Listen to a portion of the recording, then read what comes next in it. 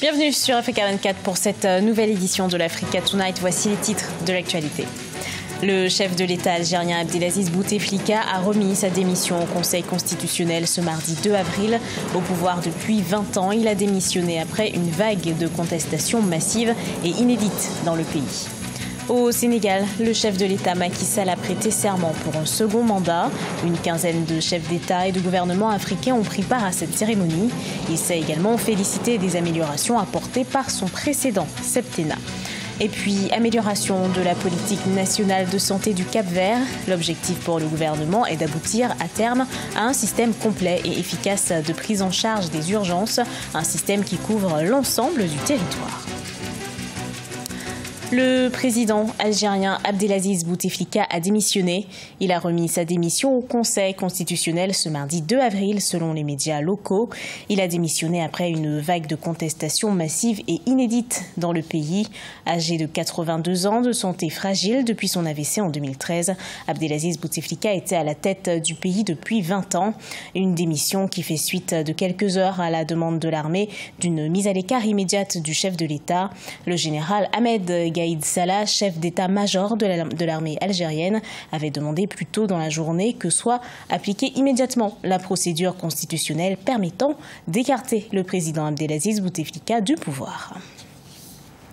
Au Sénégal, l'investiture du chef de l'État Macky Sall s'est déroulée ce 2 avril.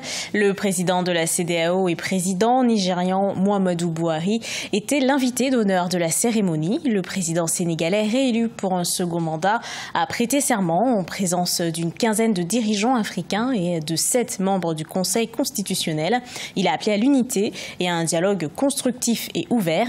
Il s'est également félicité des améliorations sociales, éducatives ou encore sanitaires réalisées sous son précédent septennat. Écoutons la déclaration du chef de l'État sénégalais. En vertu du serment que je viens de prêter, je serai le président de toutes les Sénégalaises et de tous les Sénégalais.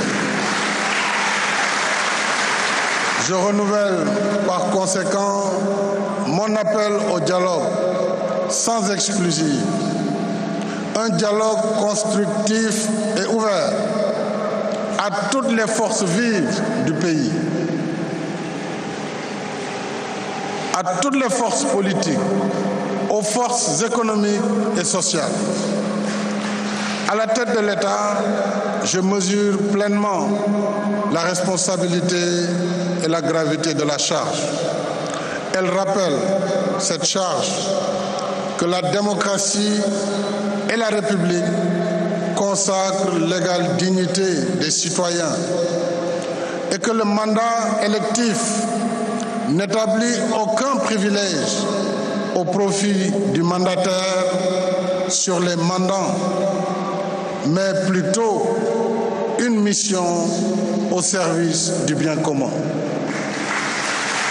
Il s'agit de servir et non de se servir. Pas de consensus au Bénin. Les députés ne sont pas parvenus à s'accorder pour adopter des lois nécessaires pour les législatives inclusives. Ils étaient convoqués pour une ultime session plénière ce 1er avril 2019. Précision dans ce reportage de notre correspondant Leftionou. Absence de consensus au Parlement béninois pour des élections législatives inclusives.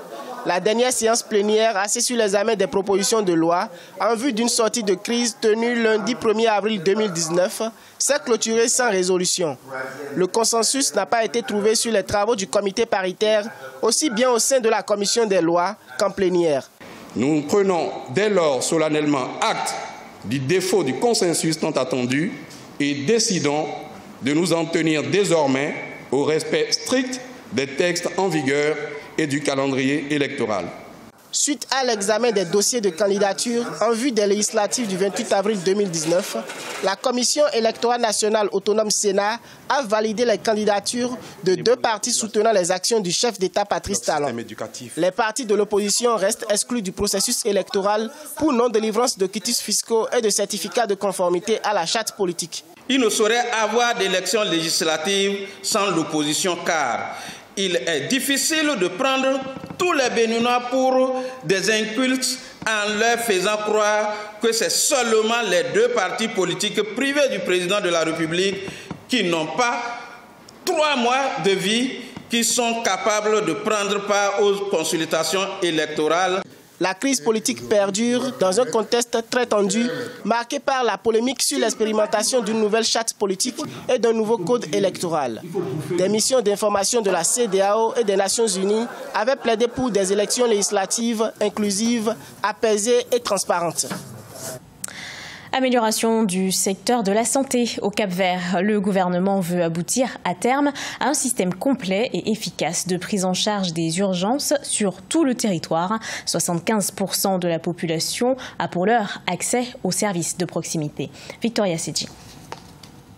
Établie sur la période 2007-2020, la politique nationale de santé du Cap-Vert se veut restructurante et infrastructurelle. Une vision holistique et plus efficiente à travers laquelle l'exécutif veut promouvoir la participation de tous, individus, communautés et partenaires. Les actions de la santé, ce n'est pas seulement la santé. On peut réussir des résultats dans la santé si on travaille sur l'éducation, sur les autres départements qui sont les déterminants de la santé. C'est ce que nous faisons au Cap-Vert. C'est ça qu'on fait au Cap-Vert. Le gouvernement veut aboutir à terme à un système complet et efficace de prise en charge des urgences et s'organise sur tout le territoire. Une mobilisation qui a permis l'accès de 75% de la population aux services de proximité selon les autorités. Par ailleurs, le ratio est de 4,9 médecins, en pharmaciens et 9,8 infirmières pour 10 000 habitants. La production nationale de médicaments a aussi progressé de 30% des besoins. Il a un système hiérarchisé. Il y a un système hiérarchisé avec des hôpitaux centraux plus différenciés, mais aussi d'autres hôpitaux régionaux. Et il faut avoir cette communication à tous les niveaux, de telle sorte que les îles les plus éloignées puissent accéder aux consultations. Grâce à l'évolution positive de l'économie, le gouvernement ambitionne de relever la part du budget alloué à la santé qui est de 10% actuellement. Ceci permettra de financer entre autres les réformes à l'instar de la loi sur la lutte contre la consommation abusive de l'alcool adoptée récemment par le Parlement.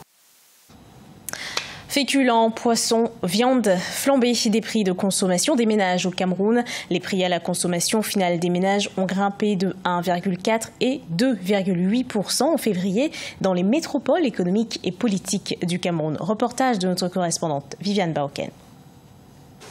Face à la flambée des prix du riz et du poisson dans le pays, le ministre du Commerce a effectué des visites d'inspection surprise dans les marchés de la ville de Yaoundé. Il était question pour ce responsable de toucher du doigt les nombreuses plaintes des ménages face aux prix homologués sur les étals.